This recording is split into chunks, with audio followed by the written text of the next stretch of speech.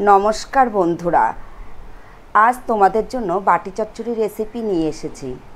বাটি চচ্চড়ি তৈরি করার জন্য প্রথমত কয়েকটি পেঁয়াজ কুচি করে, রসুন, কাঁচা লঙ্কা সাথে আলুগুলিকে ছুলে ডুম ডুম করে কেটে নিলাম।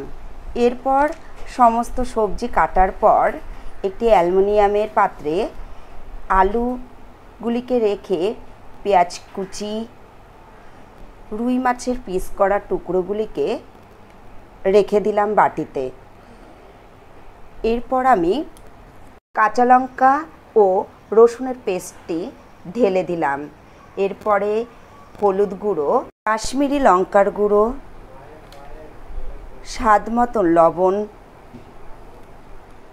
পরিমাণ মতো সরিষার তেল দিয়ে ভালোভাবে মাখিয়ে নিয়ে 5 থেকে 10 মিনিটের জন্য রেখে দিলাম। এরপর 2 কাপ পরিমাণে জল দিয়ে বসিয়ে দিলাম চাপা দিয়ে। 5 মিনিট পর ঢাকনা খুলে নাড়াচাড়া করে কিছুক্ষণ পর ধনেপাতা ছিটিয়ে নামিয়ে দিলাম। তৈরি হয়ে গেল দুর্দান্ত স্বাদের মাছের বাটি চচ্চড়ি।